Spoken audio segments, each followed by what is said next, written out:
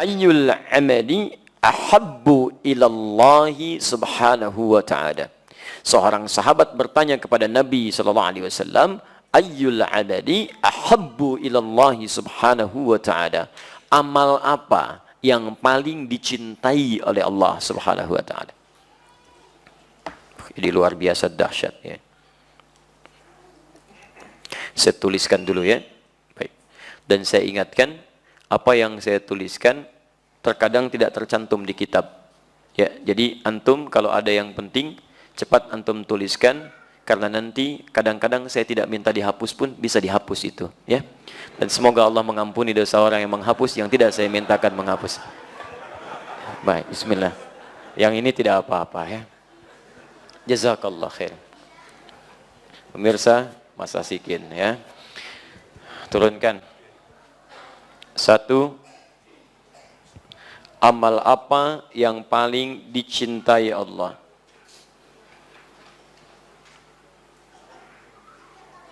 Ya. Artinya, amal ini sangat dicintai Allah. Konsekuensinya ketika antum mengerjakannya, antum pun bisa meraih cinta Allah Subhanahu wa taala. Nah, sekarang perhatikan baik-baik apa gambarannya seseorang yang dicintai oleh Allah. Jika seseorang sudah dicintai oleh Allah Subhanahu wa taala, maka yang pertama Allah berikan akan mengampuni seluruh dosanya.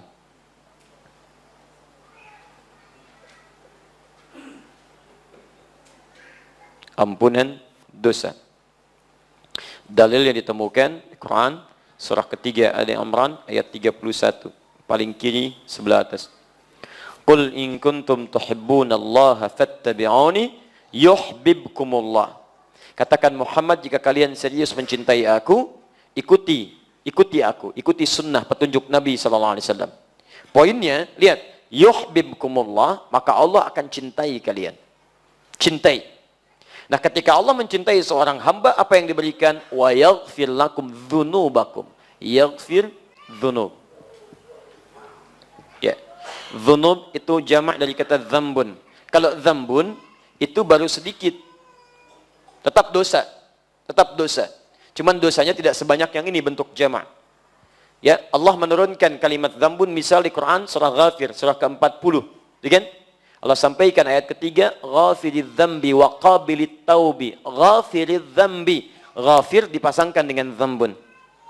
Tapi kalau sudah jamak bentuknya banyak, maka berubah bentuk dzambun jadi dzunubun, bentuk jamak. Ya. Nah, kalau seseorang dicintai oleh Allah Subhanahu wa taala, maka kalimat Al-Qur'annya mengatakan wa yaghfir lakum dzunubakum, bukan dzambakum tapi dzunubakum. Berpeluang semua dosanya. Siapa di antara kita yang tidak punya dosa saat ini? Boleh unjuk tangan? Serius, saya pulang. Ya kan? Sudah, gitu kan? Ya, siapa? Saya masih punya dosa, gitu kan? Dan hebatnya, Nabi Muhammad SAW, seorang Nabi, Rasul, bahkan dijaga dari maksiat, ma'sumun minal maksiat, madmunun bil jannah, dijamin masuk surga. Bahkan sebelum meninggal, sudah turun surah Al-Quran menjamin surganya. Satu-satunya Nabi yang ketika masih hidup, ayat surganya sudah turun.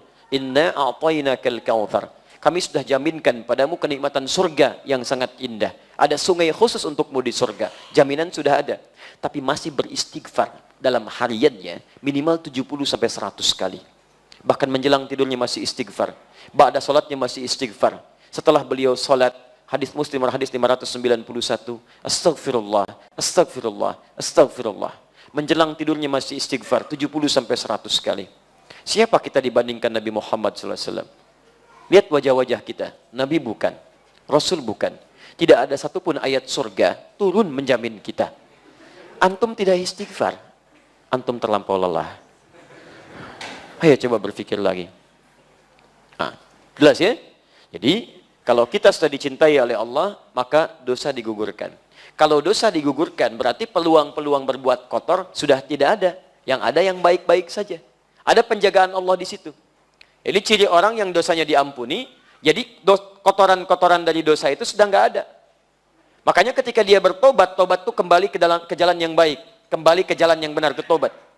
Nah, orang yang tobatnya benar, seperti gambaran di Quran surah keempat, ayat 17 sampai dengan 18, paling kiri sebelah bawah. Nah, Innamat taubatu 'ala Allahi lil ladzina ya'maluna su'a bijahalatin thumma yatubuna min qarib. Ketika dia bersegera tobat dari dosanya, cirinya apa? Salah satunya selain mengakui dosa, menyesalinya dan meninggalkannya. Jadi dia nggak kerjakan lagi kalimat ini. Maaf, pernah misalnya berbuat gibah, gosip misalnya, membicarakan keburukan orang. Kemudian dia tobat. Nah, ciri tobatnya yang diterima adalah ketika dia bisa meninggalkan perbuatan ini. Allah mengampuni dosa ininya, maka hilang dia. Maka lisannya tidak bisa berbicara yang tidak baik lagi. Yang muncul yang baik-baik. Makanya kalau orang diampuni dosanya oleh Allah, masih hidup dia di dunia, orang ini akan dijaga dari perbuatan yang tidak baik. Baik. Katanya baik, sampai ke ujung kakinya. Gosip, hilang. Selesai. Saya tidak, Ustaz. Alhamdulillah. Alhamdulillah. Tidak seperti akhi yang itu tuh. Ah, sama. Belum diampuni. Baik. Jelas ya? Jadi sahabat ini ketika bertanya, saya penting teruskan karena di sini tidak ada syarah demikian.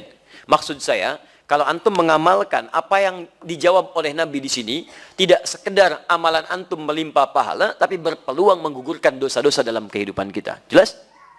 Apa saja amalan yang dicintai oleh Allah, yang dengan itu berpeluang dosa kita pun digugurkan oleh Allah Subhanahu wa taala. Baik. Satu, qala, beliau mengatakan, awas, fokus baik-baik ya. Kita amalkan setelah mendengar kalimat-kalimat ini. Pertama, as-salatu ala waqtiha. As-salatu ala waqtiha. Salat tepat pada waktunya.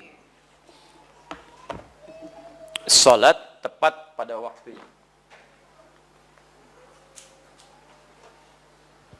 Tolong fokus baik-baik ya.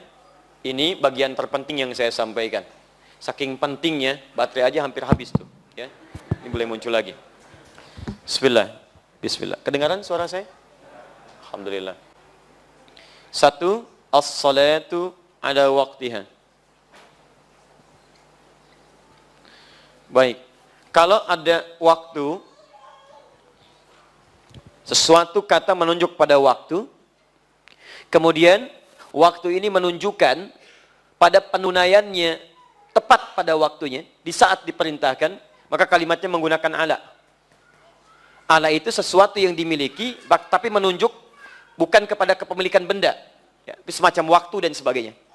Tapi kalau menunjuk pada benda, kalimatnya menggunakan lam. Misal, al-qalam li. Ini spidol punya saya. Ya, al-bait li, rumah itu punya saya. Kadang disingkat lamnya dibuang menjadi i, baiti, rumah saya. Qalami, pulpen saya. Kitab, buku saya. Kitabi, baik. Zauj, suami saya. Zauji, gampang. Gampang, teman-teman sekalian, mudah. Ab, bapak saya. Abi, ibu saya. Ummi, gampang ya. Baik, barang nggak dipakai, bekas. Baik, yang nggak dipakai, itu ya, itu ngarang. Misal. Ya, itu kadang-kadang ya suka muncul. Kayak gitulah ya, halaman luar teras, halaman luar saya, itu ngaco ya. Udah sini, fokus, baik-baik. Maksud saya, ketika waktu menggunakan kata ala, ini menunjukkan tepat pada masanya. Di amal yang paling dicintai oleh Allah, yang pertama, sholat, artikan tepat pada waktunya. Ala berarti tepat. Bisa. Besok subuh jam berapa? 4.15, 4.10, ayo berapa lagi? Baik. Yuk diskusi dengan teman, tanya kawan, kalau friend, ayo. Baik, 4 berapa? Nggak apa-apa, beda, tidak ada masalah. Ini menunjukkan antum datang dari daerah yang berbeda-beda. Betul. Kalau sama Bekasi 4.10, sekarang naik 4.11 untuk hari ini. Tadi menyebutkan 4.15, berarti bukan daerah sini, Masya Allah. Betul, saya bersyukur kepada Allah, antum diberikan keringanan langkah. Dari sekian manusia yang hidup, antum yang digerakkan ke sini. Padahal saya yang ngundang enggak, DKM juga ngundang enggak, siapa yang menggerakkan langkah antum? Kalau antum sudah digerakkan, mustahil kalau bukan oleh Allah.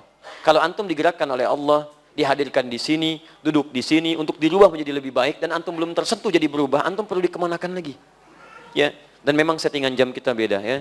Kita ambil yang tengah-tengah lah. Misal, baik, ambil dah, saya ambil 4.15 yang tadi antum sebutkan. Adzan subuh 4.15. Berarti waktu sholat disampaikan telah tiba. Baik, jadi 4.15 itu waktu sholat. Waktu sholat, azan itu penanda waktu sholat tiba. Iqamat penanda waktu sholat akan dilangsungkan secara berjamaah. Di azan penanda waktu sholat tiba. Jadi kalau antum mendengar azan dalam situasi misalnya tertentu yang tidak memungkinkan ke masjid, misal sedang di perjalanan, sedang macam-macam, artinya waktu sholat itu tiba. Nah, kalau dikatakan as-salatu ala waqtiha subuh 4.15, berarti waktu 4.15 ini adalah dimulainya apa? Pertanda waktu sholat tiba. Pertanda waktu sholat tiba. Artinya, kalau kemudian dipanggil 4.15, sholatnya ingin kita tunaikan, ya, baik itu dimulai dengan sholat sunnahnya setelah adzan selesai, kemudian kita tunaikan sholat fardunya, maka mohon maaf, kisarannya tidak akan jauh dari sini. Jadi begitu adzan berkumandang, maksudnya antum sudah siap sholat, bukan baru bangun. Itu maksudnya. Jadi kalau adzan subuh 4.15 akan disukai oleh Allah, sholat tepat pada waktunya, maksudnya begitu dipanggil, antum siap sholat. Bukan Allahu Akbar, Allahu Akbar. Hati-hati ya, ini bagian yang pertama, 4.15. Jadi kalau 4.15 dipanggil, antum mesti bangun dari sebelumnya. Kalau tidak tahajud berarti jam 4 antum sudah bangun, itu kan? Siap-siap. Coba antum biasakan penyesuaian untuk kesadar sepenuhnya itu kira-kira berapa menit. Dicek, gitu kan?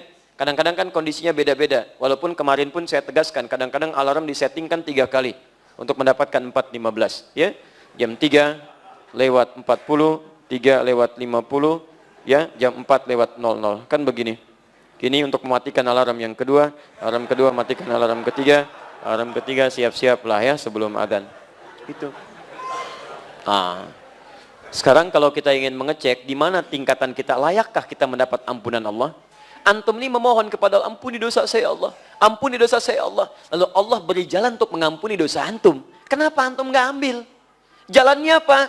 Nih, buru waktu sholat, tunaikan tepat pada waktunya. Dia orang-orang yang terbiasa datang tepat pada waktunya, direspon tepat waktu, respon tepat waktu. Semakin dia melekat dengan Allah, kedekatannya tergabung, maka disitulah kemudian hubungan kedekatan itu melahirkan perhatian Allah yang lebih kepadanya.